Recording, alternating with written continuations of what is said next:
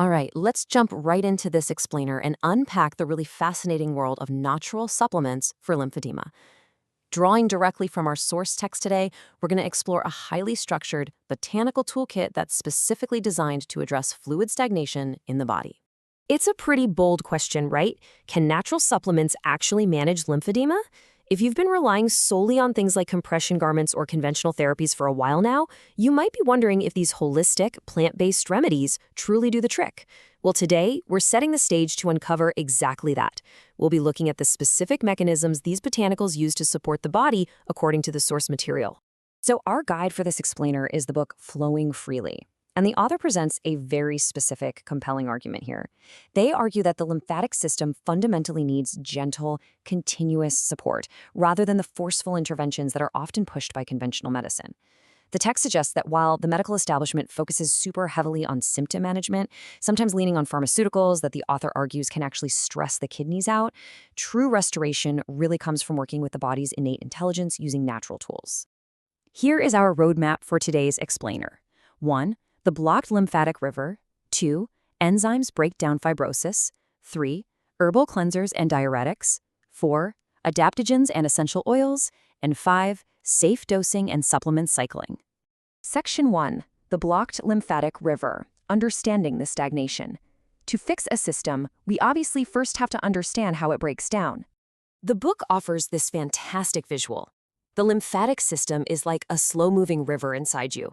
And this just brilliantly illustrates the book's core premise. When this internal drainage network gets backed up, swelling occurs. You see, unlike the circulatory system, which has the heart acting as a pump, the lymphatic system completely relies on muscle movement and deep breathing. So when it stagnates, that fluid has to be gently unblocked. It cannot be forced.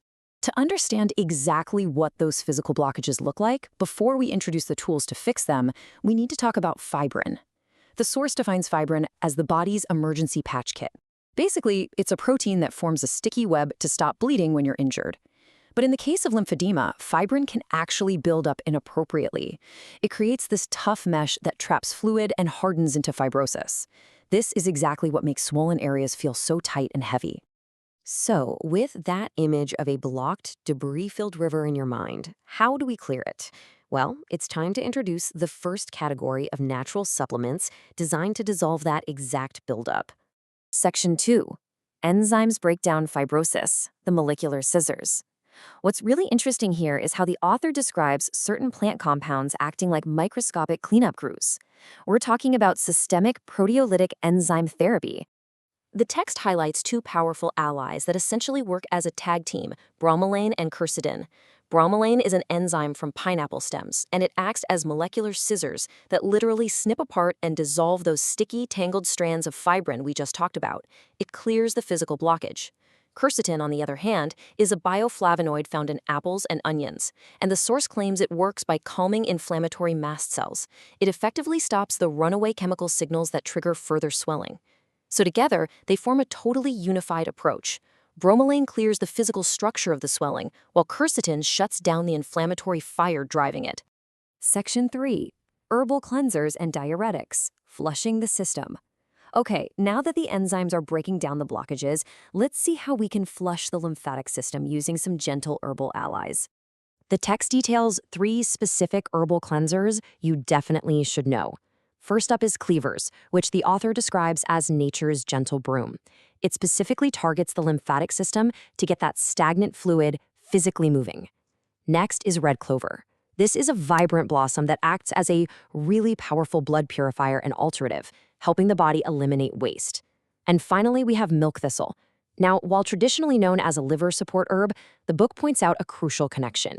If your liver is sluggish, your lymph suffers. That's because the liver filters what the lymph carries away. So milk thistle protects the liver, taking all that heavy lifting off the lymphatic system.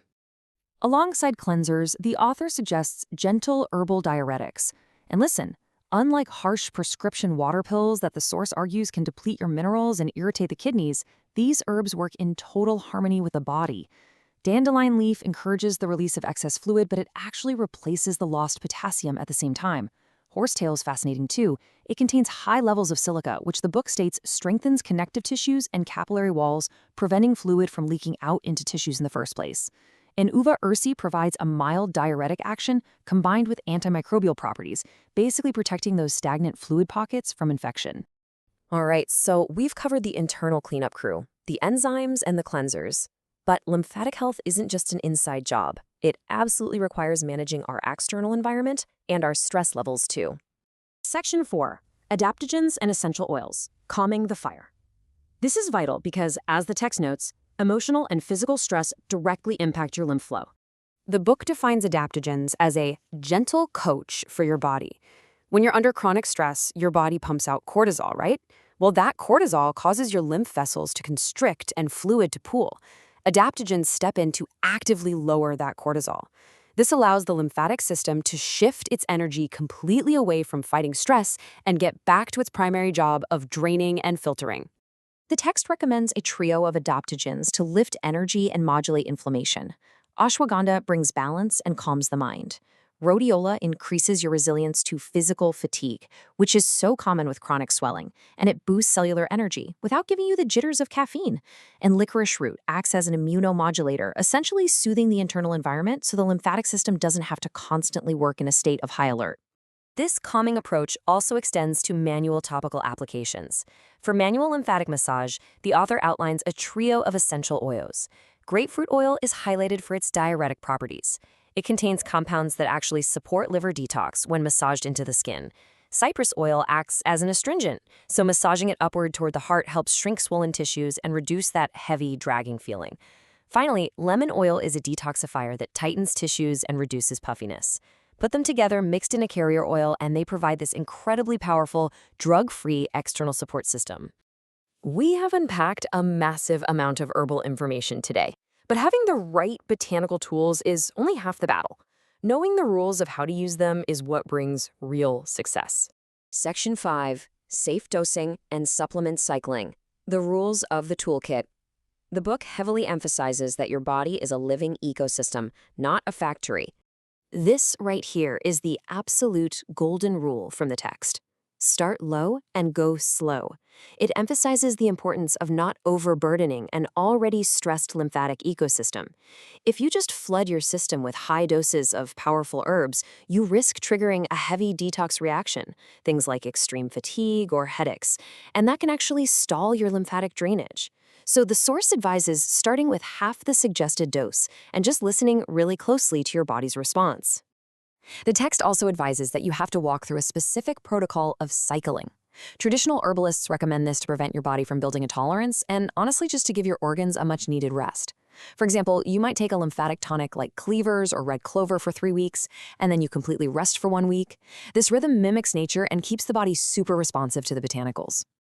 So, to bring this whole explainer together, we've looked at enzymes to break down fibrin, herbs to cleanse and gently flush the system, adaptogens to manage the stress response, and essential oils to stimulate the surface. The author stresses that these are highly actionable categories you can now confidently explore. However, it is strongly recommended by the source that you navigate this toolkit alongside a skilled holistic practitioner. You need someone who can individualize your dosing and ensure these natural interventions don't interact with any existing conditions you might have. I want to leave you with this final provocative thought from the source material. Healing the lymphatic system naturally is a journey of gentle persistence. It is not a forceful overnight intervention. So, how will you view your body's healing timeline based on these holistic principles? Will you allow your body the patience it needs to restore its own slow-moving river? Thanks for joining me on this explainer, and keep learning.